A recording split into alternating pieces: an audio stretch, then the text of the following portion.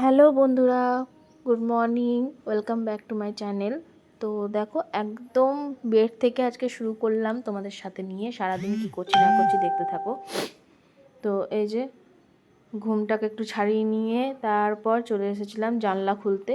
আর জানলা খুলেই মনটা বেশ ওয়েদারটা দেখে ভালো হয়ে গেল। তবে হ্যাঁ, কালকের দিনে একদমই বৃষ্টি এক ফোঁটাও পড়েনি। ওয়েদারটা ছিল একটু ভালো, কিন্তু বৃষ্টিটা পড়েনি কালকে।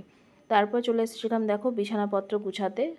আমাদের বিছানা, বাবার বিছানা, সমস্তটাই গুছিয়ে নিয়ে তারপরে কী করব সেই টাইমে, মানে তখন কি করব, ছেলের জন্য কি রান্না করব, মানে কি খাওয়াবো, কি ব্রেকফাস্ট করব, সেটাই চিন্তা করতে করতে বিছানাটা গুছাচ্ছিলাম। তো মনে পড়ে গেছিলো যে হ্যাঁ, ছেলের জন্য এবারে আমাকে করতে হবে আজকে একটু দেখি সাবু। তো ছেলের বোতলকে নিয়ে আগে বেরিয়ে গেলাম, কারণ ছেলের বোতল দুটো করে থাকে, তোমরা জানোই। ওটাকে আমাকে ওয়াশ করতে হয়, আর আমি ওটাকে করব। তো ওটা আমি আগে রেখে নিলাম। আর এদিকে ছেলে দেখো সকাল, মানে সারাদিন এই সোফার মধ্যেই, দুটো সোফার মধ্যে সব কিছু মেলে ওই কুকার কড়াই এসব নিয়ে খেলা করবে। তো ওইটাই আমি একটু ঠিক করে নিলাম। আর এদিকে সাবুটাকে চাপিয়ে দিলাম। আমার চা থাকে, চাটাকে গরম করে আমি আমার জন্য নামিয়ে নিয়েছি। আর তারপর চলে এসেছি ছেলের জন্য বোতলটা ক্লিন করতে। তো ওর লাভের যে ক্লিনজার থাকে সেটা দিয়েই ক্লিন করি, কারণ হচ্ছে যেহেতু আমি ছোটোর থেকে, ও যখন ছোটো ছিল তখন থেকে কিন্তু আমি এটা দিয়েই করি। আর আলাদা করে ফোটানোর দরকার পড়ে না, জানো তো। যারা যারা লাভের ইউজ করো তারা তো অবশ্যই জানিও, আর যারা যদি ইউজ না করে থাকো তো বলবো একবার লাভের ক্লিনজারটা অবশ্যই ইউজ করে দেখতে পারো। মানে ভীষণ সুন্দর, খুবই ভালো। আর তারপরে চলে এসেছিলাম দেখো ব্যালকনিতে। আর ব্যালকনিতে এসে এক কাপ চা নিয়ে চলে এলাম। আর কারণ ওয়েদারটা খুব সুন্দর ছিল, তাই দেখলাম ব্যালকনি চেয়ারে বসে একটু ওয়েদার আরাম করে বসে একটু চাটা খাই। তারপর দেখা যাচ্ছে কি হচ্ছে না হচ্ছে। তো এই যে আমার মোটামুটি কাজ সব কমপ্লিট হয়ে গেছিলো, যেগুলো আমার টুকটাক কাজ থাকে সেগুলো সব কমপ্লিট হয়ে গেছিলো।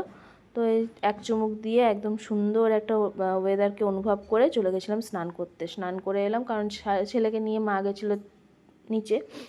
তো আমি এই মুহূর্তটা কাজে লাগিয়ে দিলাম, স্নান করে নিলাম, কারণ ওকে নিয়ে আবার আমাকে বসতে হবে। মা আসবে তখন আমি আবার ওকে নিয়ে বসে থাকবো, তাতে দোকান যায় যেখানে যাই টাইম কাটাতে হবে ওকে নিয়ে। তো তারপরে ওর দুটো প্যান্ট ছিল, দুটো প্যান্ট আমি কেচে নিয়েছিলাম। আর আমার জামা প্যান্ট যা থাকে স্নানের সময় কেচে আমরা কিন্তু ব্যালকনিতেই মেলে দিই, কারণ ব্যালকনিতে অলরেডি অনেকটাই রোদ আসে, তার জন্য ছাদে যাওয়া দরকার পড়ে না। আর তারপরে চলে এসেছিলাম আমি স্নান টান করে দেখো নিজের রূপচর্চা করতে।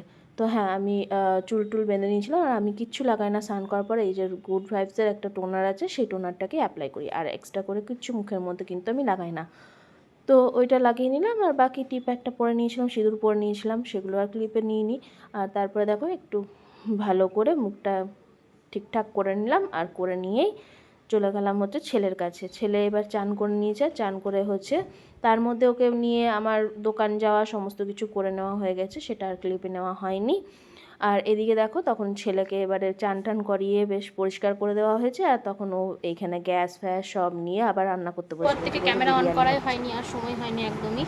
তো যেটা বলছিলাম যে সেই দুপুর থেকে আর ক্যামেরা অন করা হয়নি। এবার ঘুম থেকে উঠেছি, অনেকটা লেট হয়ে গেছে। ঘুম থেকে উঠে তারপরে একদম সোজা চলে এসেছি এখন রেডি শেডি হয়ে। এখন দোকানেই বসে আছি, জিনিসপত্র গোছালাম, যেগুলো এই ব্যাগের মধ্যেই নিয়ে নিয়েছি। বেশি কাউকে দেওয়ার নেই, আজকে দুজনকে দেওয়ার আছে। একটা পাড়া, এই পাড়ার থেকে ওই পাড়া, যেটা আমাদের ওই পাড়া, আর একটা পাড়ায় বাড়ি আছে, সেখানে এক জায়গায় যাবো আর এক জায়গায় যাবো। তো লোকাল দু জায়গাতেই যাওয়া আছে, ওই 10-15-20 মিনিটের কাজ। তো যাই, যদি পারি তো অবশ্যই তোমাদের সঙ্গে শেয়ার করব। তো চলো।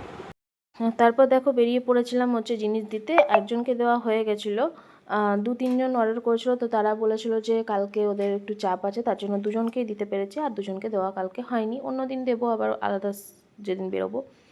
তো এদিকে বেশি কোথাও যাইনি, লোকালে ছিল। আমার বান্ধবীকে দিলাম একটা, এই যে যাচ্ছি। আর একজনকে দেওয়া হয়ে গেছিলো। তারপর ছেলে একটু বায়না করেছিল পেস্ট্রি, মানে কেক খাবো কেক খাবো করছিল।